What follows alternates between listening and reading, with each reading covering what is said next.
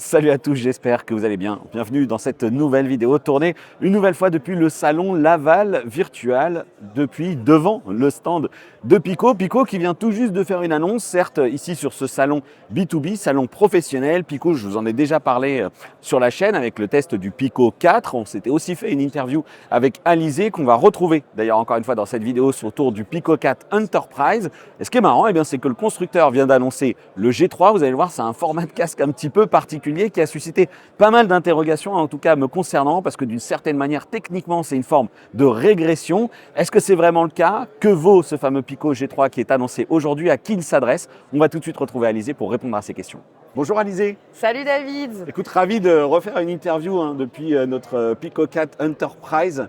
Vous avez annoncé un G3 ici sur Laval Virtual. Et c'est vrai qu'avec tous les copains un peu fans de VR qu'on est, on s'est tous dit mais qu'est-ce qu'il nous annonce là? Un casque 3DOF? Qu'est-ce que c'est que ce truc? On sait qu'on est sur un salon professionnel. Et en fait, on commence à comprendre ce qui se passe. Et j'ai quand même envie que tu me l'expliques. Alors, qu'est-ce que c'est que ce G3? À qui ça s'adresse? Comment ça fonctionne? Raconte-moi toute l'histoire. Tout à fait. Alors en fait, le G3, c'est le successeur du G2 4K, qui était notre précédent modèle 3DOF. Ouais. Et c'est vrai que le marché peut être surpris, surtout après une annonce comme le Pico 4 Enterprise. Sauf que chez Pico, on souhaite vraiment répondre aux besoins du marché. Et en fait, le marché a besoin de 3DOF pour pouvoir commencer à démocratiser la VR en fait. Ouais. Et sur les applications du style le médical, les événements, tout ce qui est culturel, l'éducation et la formation professionnelle, le 3DOF, c'est l'outil parfait pour les entreprises et pour les institutions pour s'équiper de quelque chose d'immersif et facile à utiliser. Alors effectivement, cette solution 3DOF, c'est la suppression d'une certaine manière des contrôleurs. Tu peux évoquer la différence entre ces 6 degrés de liberté et les 3. Comment ça se passe concrètement? Alors tout à fait, en fait, avec le 6 degrés de liberté, ça va être une expérience immersive, mais en plus interactive. Comme tu le dis, on va avoir les contrôleurs ou sans contrôleur, parce qu'avec le Pico 4 Enterprise, on a le hand tracking. Ouais. Et il va y avoir plein de choses à faire. On peut pouvoir attraper des objets ou vraiment interagir avec son environnement. Avec la 3DOF, on va rentrer dans une expérience immersive, pas forcément moins interactive, mais en fait, la personne ne va pas devoir jouer avec choisir un menu un peu créer son guardian, faire ce genre de choses qui peuvent être un peu plus... La personne peut profiter de son expérience en s'asseyant. On pense notamment à tous les déploiements qu'on a fait avec le G2 4K, avec nos partenaires, dans les EHPAD notamment, ou bien dans les écoles, où les utilisateurs ont simplement besoin d'être équipés avec le casque pour profiter d'une expérience immersive et hors... T'as pas besoin de te lever, t'as pas besoin de te déplacer dans une pièce, tu peux être assis. Et en fait, du coup, je te laisse prendre la télécommande. C'est ce contrôleur-là qui finalement pilote toute l'expérience qu'on a avant. Qu'est-ce que c'est comme casque? Il a un look déjà un peu connu, on l'a déjà vu par le passé. Donc la base technique de ce produit, c'est quoi? La base technique de ce produit, c'est le Pico Neo 3 Pro.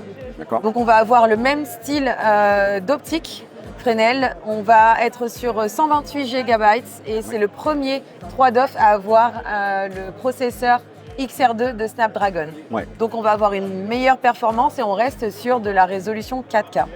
Maintenant, tu commences à nous connaître. L'avantage de Pico, c'est qu'on a le même type de service en termes de support pour nos clients et les développeurs qu'en termes de software sur toute la gamme. C'est-à-dire qu'avec ce casque, avec le G3, tu vas avoir le même type de service que sur le Pico 4 Enterprise ou sur les autres éléments de la gamme. C'est-à-dire Pico Business Suite qui permet de gérer et de son contenu, faire du streaming en simultané sur une flotte de casques pour gérer un peu plusieurs casques en simultané. Mais également un store dédié pour les professionnels, le Pico Business Store. Et alors, très rapidement, justement, ce Pico Business Store, depuis qu'on s'est croisés chez France Immersive Learning, vous débarquez, entre guillemets, d'une certaine manière, sur notre marché.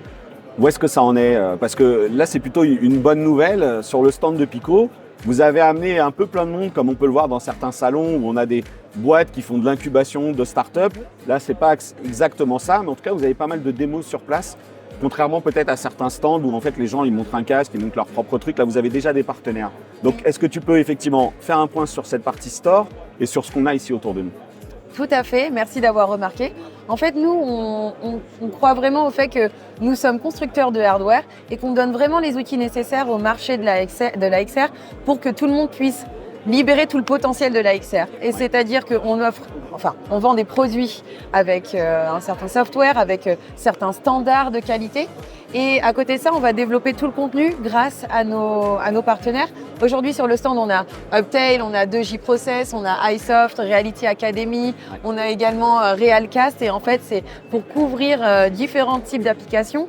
La formation professionnelle, les formations RH, il y a plein d'applications disponibles sur le stand. Il y en a quelques-unes que je vais tester. iSoft pour le médical, tu peux te faire scanner les yeux et voir si tu as peut-être une pathologie. C'est intéressant, en tout cas c'est vrai que les premiers propos que j'ai pu collecter, et c'est ce qu'il en ressort, parce qu'encore une fois c'est un peu pour boucler la boucle sur ce que je disais en préambule, c'est qu'on ne comprenait pas trop le côté casque 3DOF. On va revenir rapidement sur le prix et en fait ce qu'il en ressort c'est que vous aviez quand même une demande de l'industrie d'aller vers quelque chose de plus simple, et ce qui est assez paradoxal d'une certaine manière, c'est que ces solutions plus simples elles existaient déjà. Donc à l'échelle de l'industrie c'est presque d'une certaine manière un retour en arrière. Certes, avec des caisses qui sont sur du XR2, avec 128 Go de mémoire vive, de stockage, 6 Go de mémoire vive, etc. Donc peut-être une base technique plus solide, mais ça m'interpellait.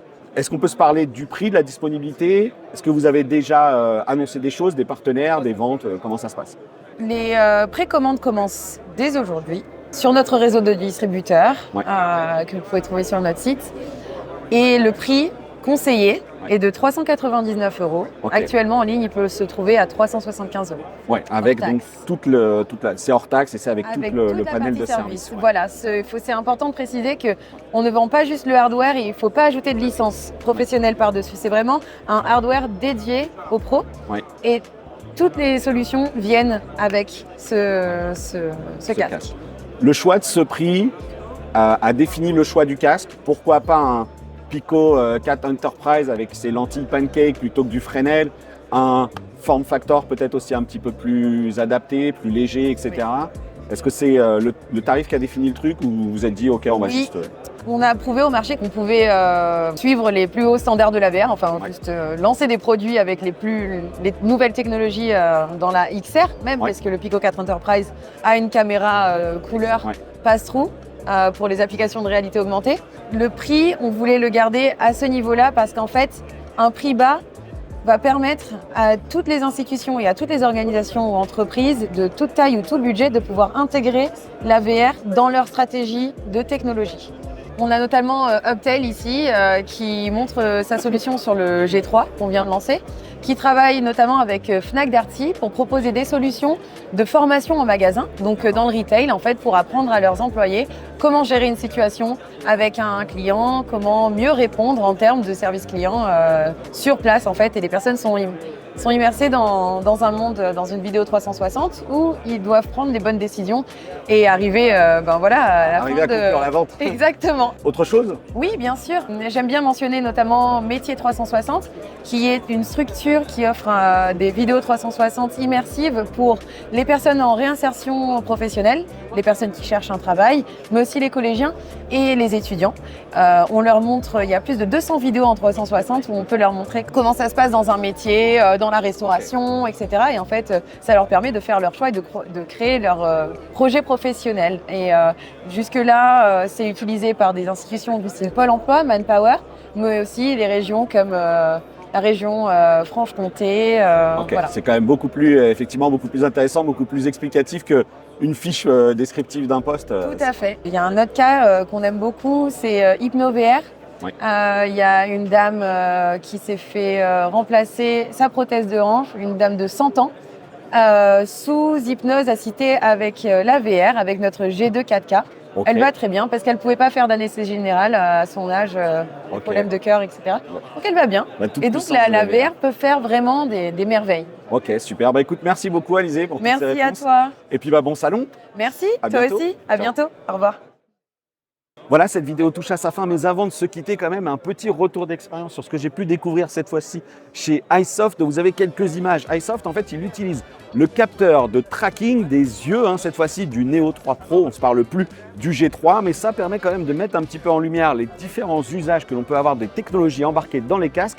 Et ici, tout simplement, elle va suivre un processus de benchmark de vos yeux d'une certaine manière pour voir si vous avez besoin de rééducation oculaire. Je me suis prêté à l'exercice, c'est tout simplement l'affichage de mire, de points à l'écran que vous devez suivre avec vos yeux, et cette technologie de tracking des yeux va analyser ce qui se passe dans le casque et va ensuite identifier si vous avez besoin de passer voir un orthoptiste pour faire notamment, pourquoi pas, de la rééducation oculaire. Donc on voit bien qu'il y a des usages pour cela, et notamment dans ce type de fonctionnalité, on se reprojette cette fois-ci sur le G3 qui effectivement n'a pas besoin de 6 DOF, de ces 6 degrés de liberté. Un casque 3 DOF suffit. Je vous invite maintenant à vous exprimer, peut-être avec un point de vue grand public, tout simplement un petit peu décorrélé d'un usage joueur. Est-ce que vous seriez prêt finalement à enfiler un casque comme celui-ci, pourquoi pas dans un espace de démonstration, vous faire découvrir par exemple des lieux sur lesquels vous ne pourriez pas aller? Est-ce que ce type de solution où on a tout simplement un contrôleur dans la main et ensuite on se déplace dans un univers numérique, est-ce que cette fois-ci peut-être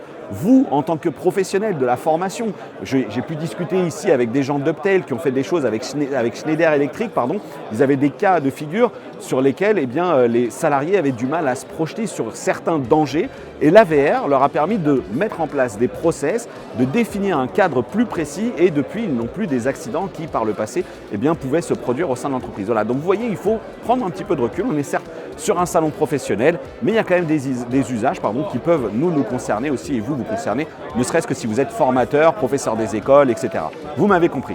Donc une nouvelle fois, n'hésitez pas à réagir à cette vidéo. Vous retrouverez dans la description le lien vers notre groupe de discussion Discord, et puis vous avez les réseaux sociaux qui s'affichent. Je vous dis à bientôt pour une prochaine vidéo, et d'ici là, portez-vous bien. Ciao.